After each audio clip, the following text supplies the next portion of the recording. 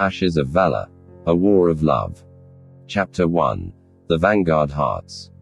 Episode 1. Arrival at Velmoran War Academy. The sun had barely breached the ragged peaks of Mount Velmor when the iron gates of the Velmoran War Academy groaned open.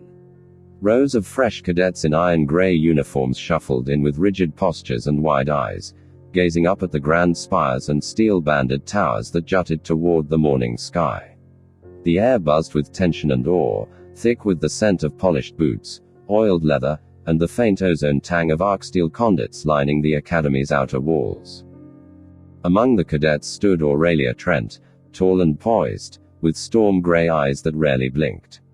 Her long black hair was tied in a braid so tight it looked like a whip coiled down her spine. Her file read, Provincial Border Sentry, highest marks in combat simulation, orphan of the Firefront conflict. She readied herself with silent calculation, memorizing her surroundings like a battlefield.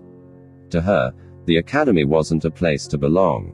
It was a mountain to conquer. Several paces away, Cale Rourke tilted his head as he took in the architecture. Lanky but wiry, his stance was relaxed, as if strolling into a theater rather than one of the most grueling institutions in the world. His file, unlike Aurelia's, was filled with reprimands and commendations alike, a paradox of brilliance and insubordination. Urban Raider, Tactician Class C, dishonorable for insubordination, reinstated by Field Marshal Arden. His brown eyes gleamed with a mixture of mischief and something sharper, something that knew too much too soon. The Academy's legendary commandant, General Malin Voss, appeared atop the central platform, a gloved hand raised for silence. The Academy fell into a hush that made the mountain winds feel like thunder. "You are the vanguard," Voss announced, his voice carrying with the weight of 100 campaigns. "The flame against the dark. You will not leave here the way you came. You will either be remade, or broken." The oath began. Hands over hearts, 1,000 voices repeated after him. "I vow to bleed before I bow, to fight until the last bell tolls, to hold the line where others fall, and to be the sword that guards Velmora." Aurelia's voice rang clear and cold.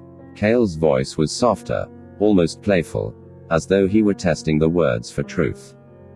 They did not notice each other yet. Not truly. But the storm was gathering. Episode 2. The First Encounter. Aurelia and Cale.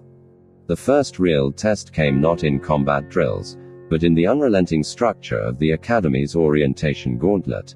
A brutal 48-hour, no-rest regimen of psychological stress, survival simulation, and team dynamics evaluation.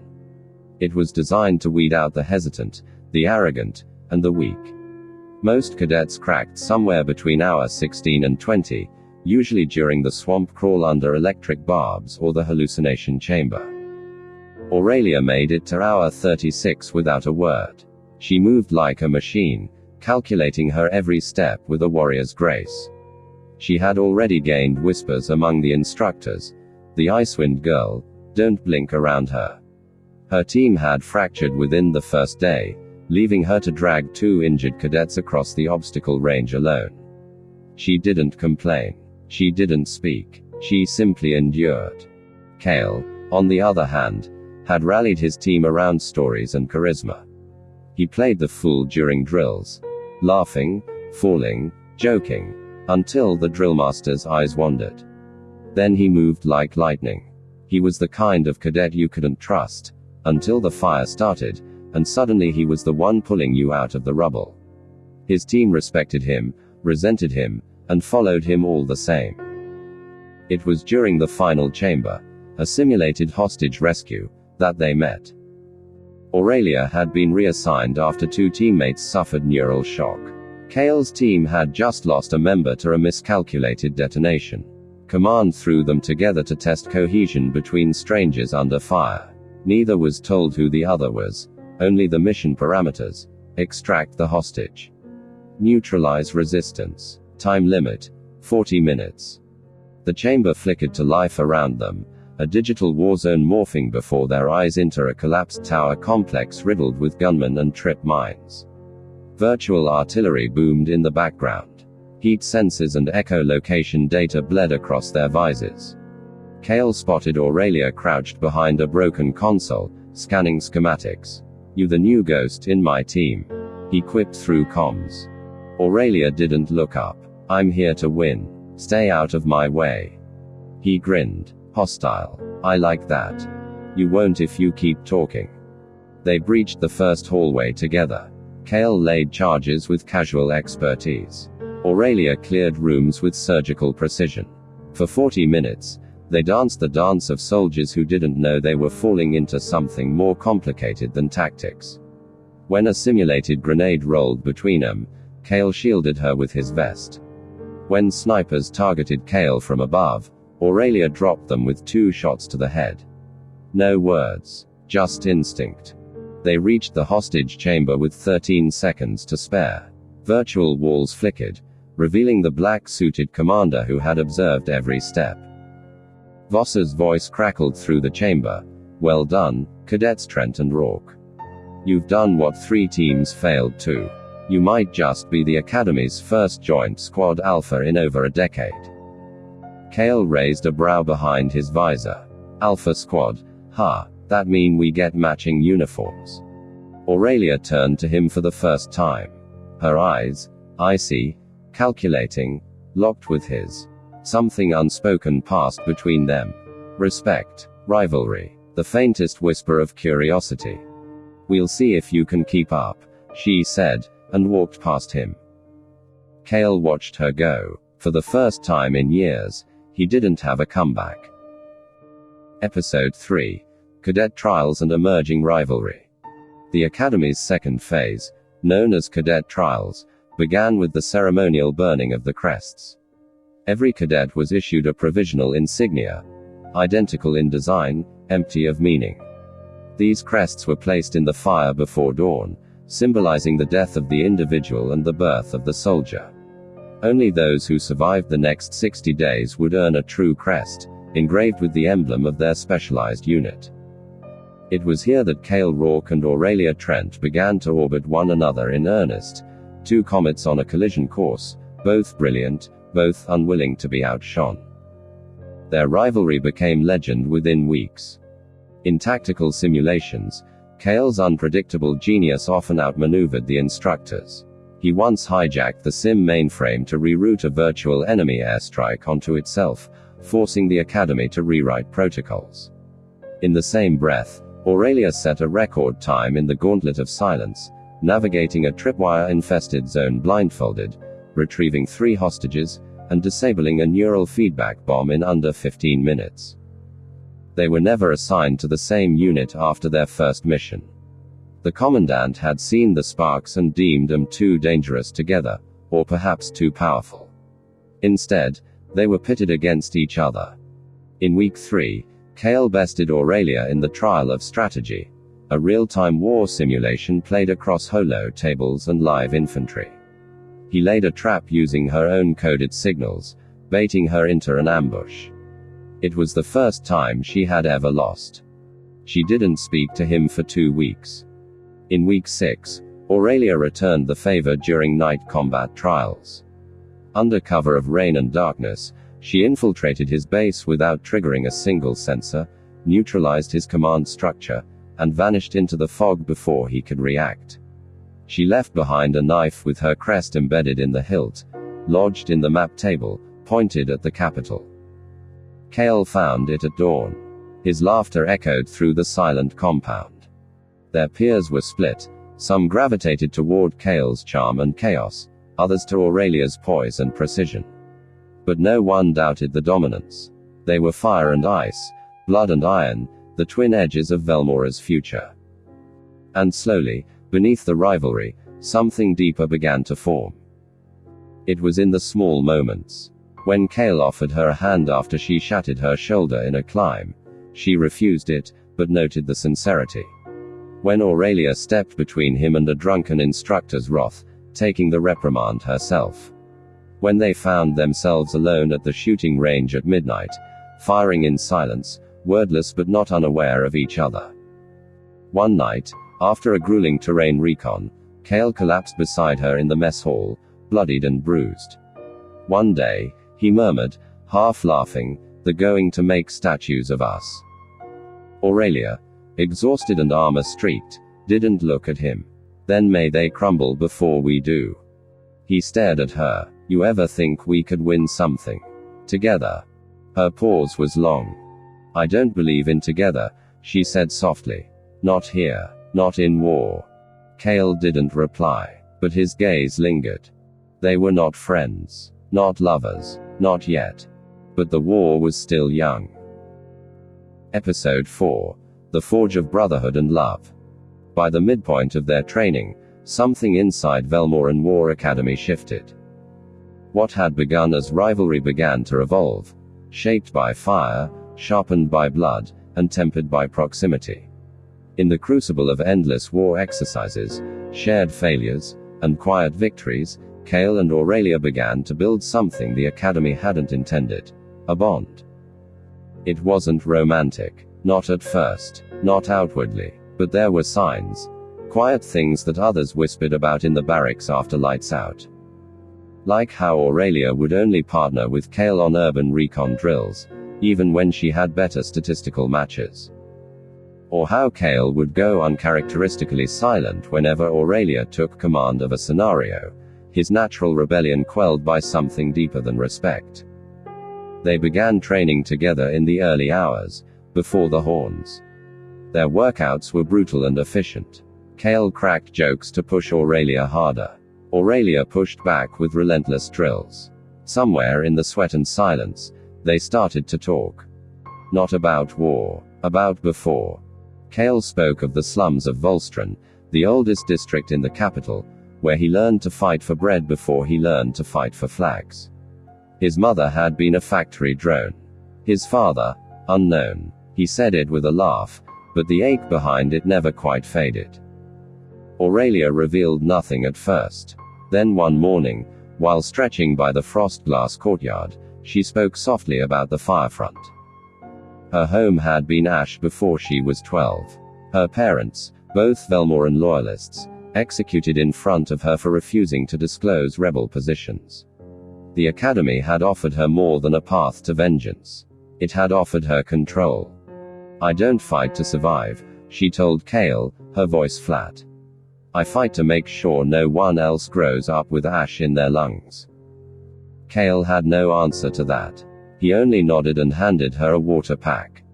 The bond deepened when they were both assigned to Operation Gravewind, a classified live-fire mission designed to test advanced cadets in a real-world threat scenario. A rogue insurgent faction had taken control of a border watchtower and slaughtered a Velmoran diplomat. No instructors. No simulations. Just death. Their squad, call sign Spectre, was dropped under cover of night. The operation was botched from the start. Intel was wrong. The enemy was twice the number and armed with tech thought lost in the last civil purge. Cadets died, 5 in the first hour. Cale was shot. Aurelia dragged him through burning wreckage, her hands slick with his blood. They were trapped in the comms tower's basement for 6 hours, surrounded. "Don't die," she told him, pressing a stim injector into his side. Cale's grin was weak. "Are you worried about me, Lieutenant Icewind?" "I'm worried about carrying your sarcastic corpse up a ladder while dodging bullets."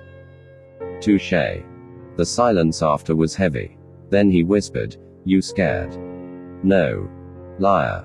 Aurelia looked down at him, something breaking through her armor. "You." "Terrified," he said honestly. "But I'm glad it's you. Here, now."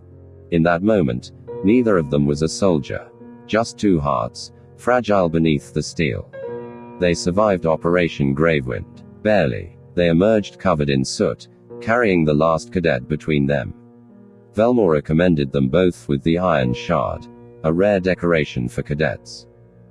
But more than medals, they had forged a brotherhood in the fire. Something deeper than orders. Something far more dangerous.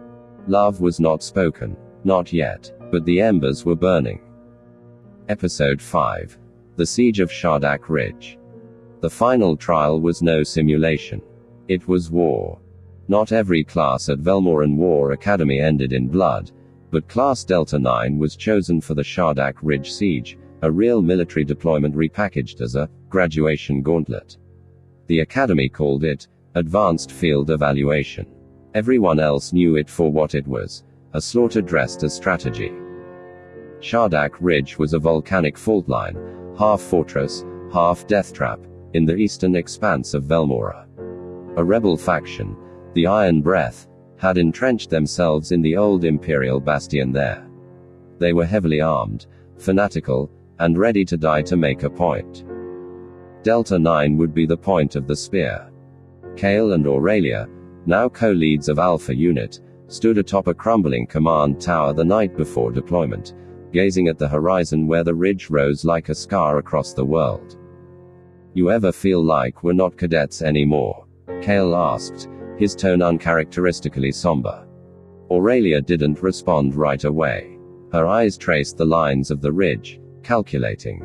"We were never cadets," she said finally. "We were tools waiting to be sharpened." He looked at her. "And what are we now?"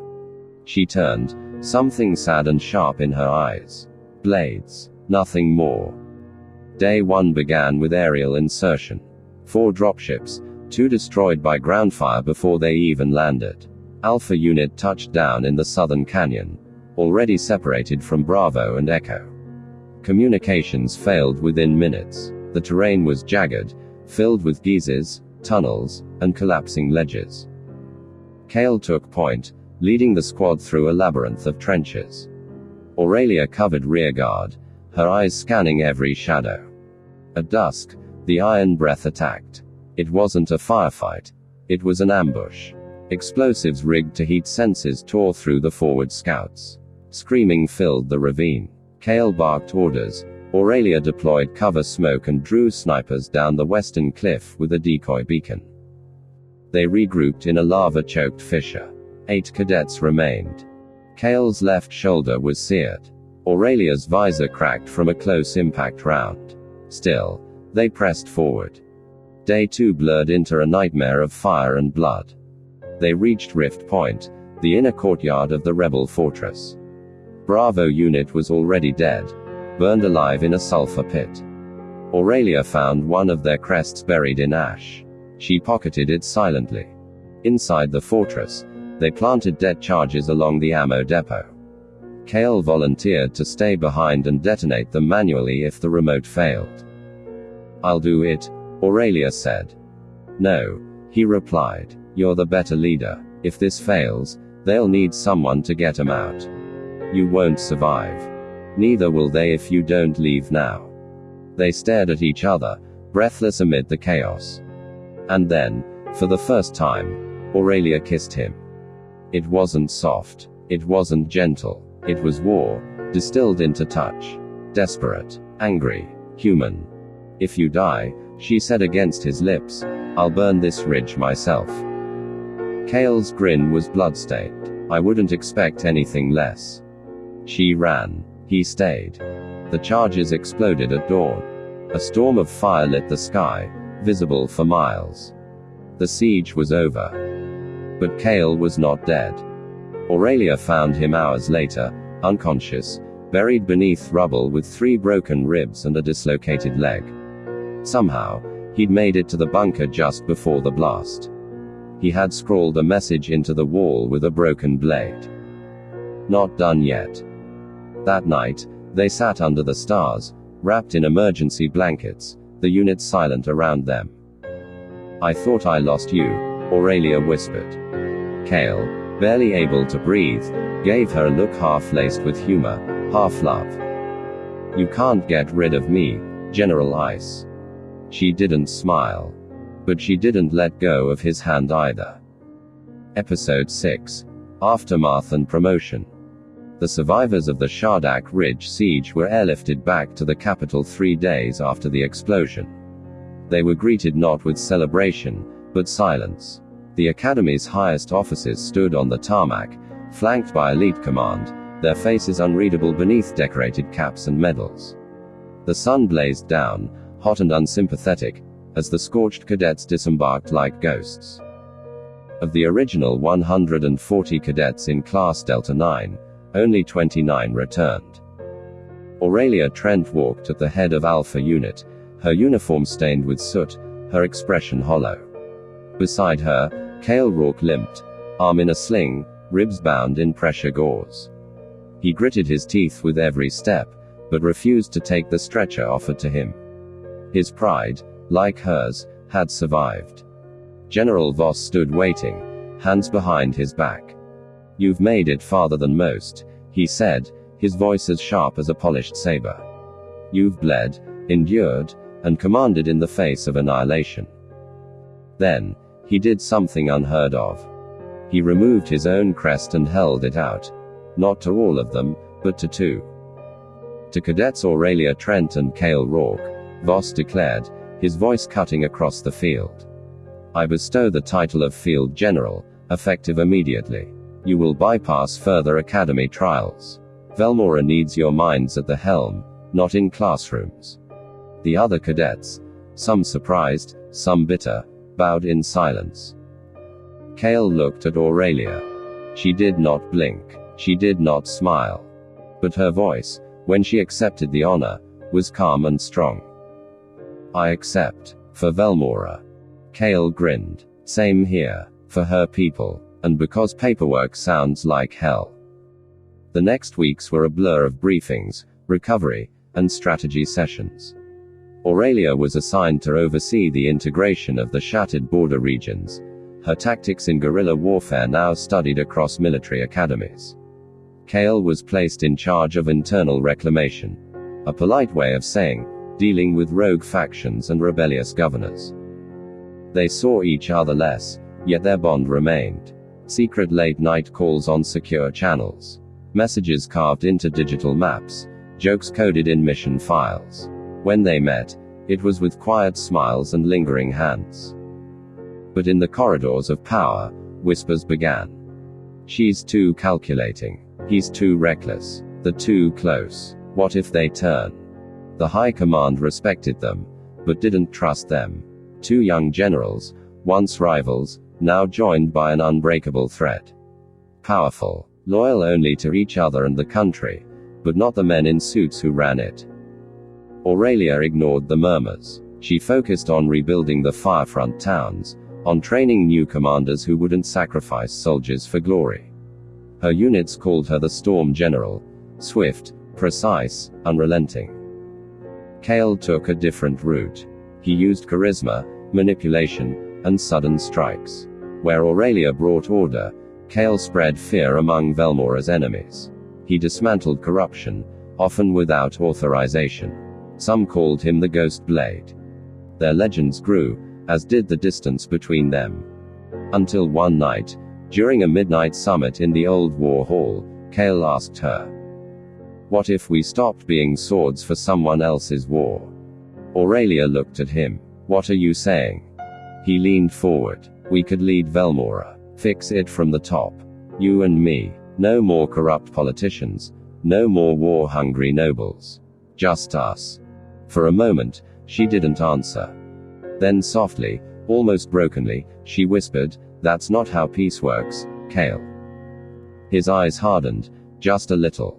Then maybe peace is the lie. They parted that night with no kiss, no touch. Or growing love, NLY silence. The kind that cracks the world open. Episode 7. Quiet Nights, Growing Love. Before the storm would tear them apart, there was a brief and precious period. A fragile window in which Aurelia Trent and Cale Rourke knew something close to peace. It lasted only months, but they would both remember it for the rest of their lives.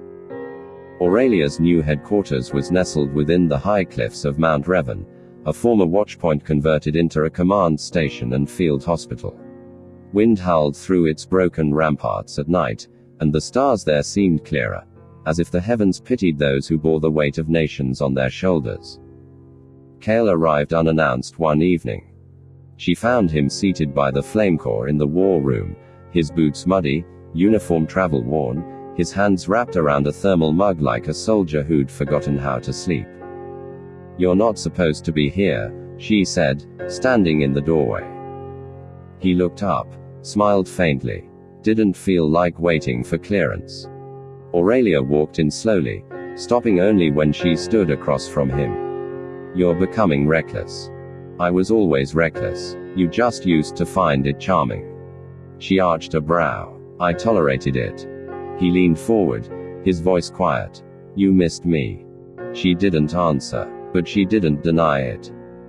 That night, they shared dinner alone in the observation dome, a place designed for meteorological tracking, not stolen moments. The meal was simple: rationed bread, heat-sealed stew, and laughter that tasted sweeter than wine. Aurelia, normally so composed, let her guard slip. "I never imagined any of this," she confessed, staring through the glass at the frost-covered pines below. "Not just the war, but you." Cale tilted his head. "What did you imagine?" She hesitated. "Solitude, duty, my life ending in fire or silence." He leaned close, not smiling now. "You still believe that?" "No, not when you're near." He kissed her for the second time. Not with desperation, as in Shardak Ridge, but with longing, with patience. The kind of kiss that made the world quieter.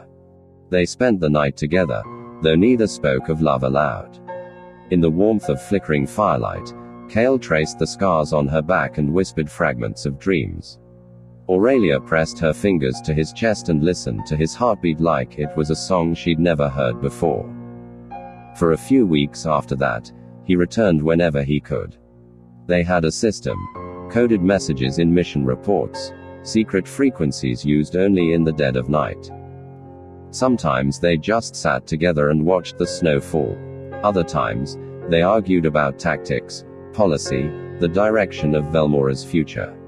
Those arguments always ended in silence, or kisses, or Cale walking off with a broken look he'd try to laugh away. "You still believe in the Council?" he asked one evening, sprawled beside her in bed. "I believe in the people who suffer when it fails," she replied. "And what if we could do better?" "That kind of power corrupts, Cale. Even us." He looked at her, and for a moment, she thought she saw fear in his eyes. Not of her, but of himself. They never said, "I love you." But when Cale left for the capital on what he called a necessary reckoning, he kissed her longer than usual and whispered, "If the world burns, we burn together." Aurelia's fingers tightened in his coat. "No," she replied, voice low. "We save it hand in hand." It would be the last night they were truly together. Episode 8. Shadows on the Horizon. The peace was never built to last. Velmora's government had begun to rot from the inside. Bureaucrats lined their pockets with defense funds. Rogue governors ruled border provinces as personal fiefdoms. Trade embargoes were broken in backdoor deals while soldiers died enforcing them. Cale Rourke saw it all and could no longer pretend diplomacy would fix it. He began to act. Not as a general, but as a shadow king. Using loyalists from his internal reclamation force, he seized supply lines, installed temporary governors in provinces deemed unstable, and intercepted encrypted transmissions between high-ranking officials and outlawed factions. He claimed it was to protect the sovereignty of Velmora. But it was a coup in slow motion. When Cale appeared before the High Council in full uniform, flanked by armed guards, the Senate chamber fell into stunned silence. "The time for negotiation has passed," he declared. "The people need order. I'm here to give it." Some called it treason. Others called it salvation. He expected Aurelia to join him. She heard the news from her second-in-command, who barged into her war room, pale and breathless. "General Rourke has taken the capital." Her world slowed.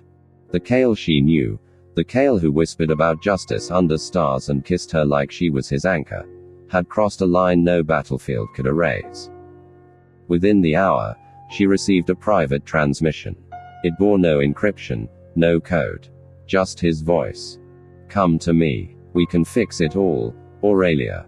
Together." She didn't respond. Instead, she packed her field gear, ordered her units to prepare for independent operation, and flew to the old citadel of Tarn Hal, a neutral fortress once used for peace negotiations. There, she met with former Academy generals, resistance leaders, and regional commanders terrified of what Velmora was becoming. And there, she formed the Flamebound. Aurelia did not declare war. Not yet. She declared preservation.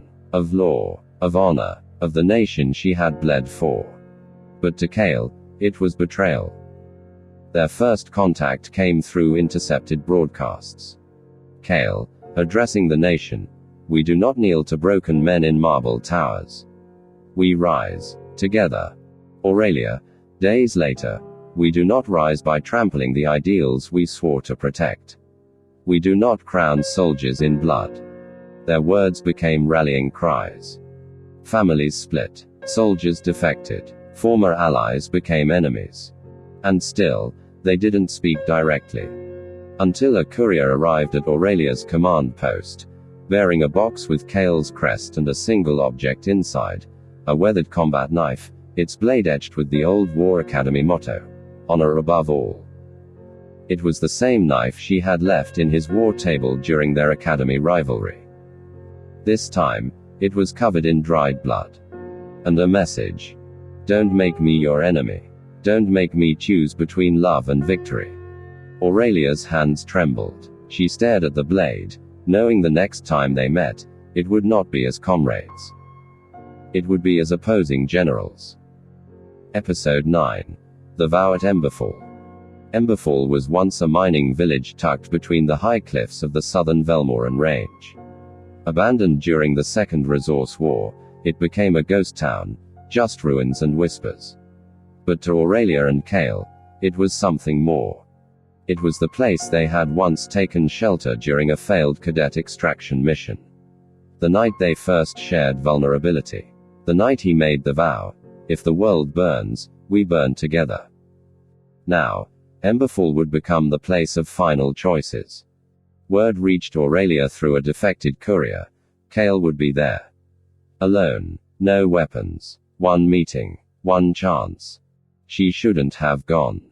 Her commanders warned her. Her advisors begged her. But Aurelia knew something they didn't. Kale wasn't just her enemy. He was her shadow. Her past. The other half of the war that had already carved out half of her soul. She left at dawn, in silence, without escort.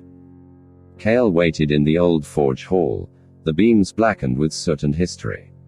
He stood beside the ruined anvil, his coat unbuttoned, his face older, lined with battle and burden. When Aurelia stepped through the threshold, they did not speak at first. Only the wind howled through the broken windows. "You came," Kale said at last. "I had to." He nodded, staring at the ground. "They're preparing to attack Tarn Hal. My advisors. They think it'll break you." Aurelia didn't flinch. "It won't. They think you're weak because you hesitate. I hesitate because I still believe in what we fought for." Kale's jaw tensed. "We fought for peace, not for corrupt councils and hand-tied soldiers. We fought for choice," she said. "For the right to disagree." Kale stepped closer. "I never wanted to fight you." Aurelia's eyes glistened. "Then why force me to?" He looked at her then. Truly looked. And for a heartbeat, there was the boy from the academy. The man who held her under stars. The soldier who bled beside her at Shardak Ridge. "I thought I could change things," he whispered. "That power wouldn't change me." Aurelia stepped forward until they were close enough to hear each other breathe. "Then let it go," she pleaded. "Come back." "I can't," he said. "Not now. There's too much blood." She reached for his hand. He let her. And then, softly, "Do you remember our vow?" His voice cracked. "If the world burns." She finished it. "We burn together." There was silence. Then, she pulled away. "I came here to see if there was still a part of you worth saving," she said. "And I found it." Kale's eyes stung. "Then why are you walking away?" "Because I have to save Velmora from what you became." She turned, and he didn't stop her. Not with words. Not with touch. not with force. As she disappeared into the mist, Kale whispered one last time. I'll always love you, Aurelia. She didn't look back. But her tears fell like ash. Episode 10. Echoes of a Future Undone. The final days of Chapter 1 were not marked by silence, but by thunder. After Emberfall, the war that simmered in whispers and shadows broke into flame and fury.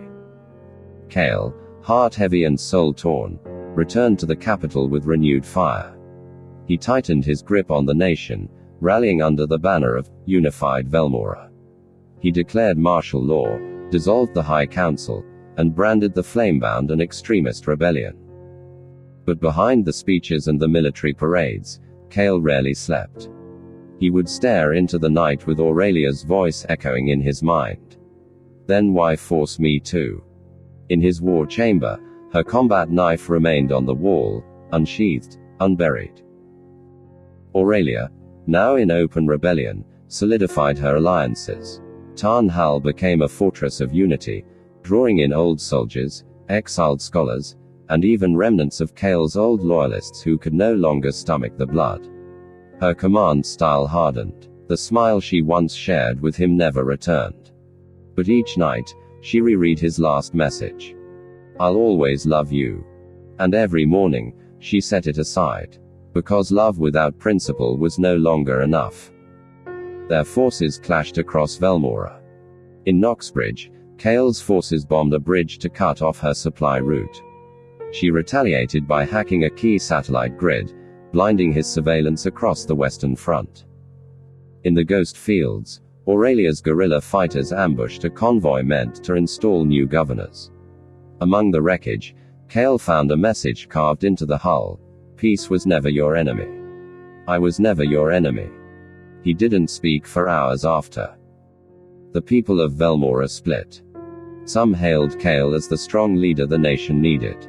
Others wept for the girl who had once been the ghost of the Firefront, now standing alone against a man she once loved.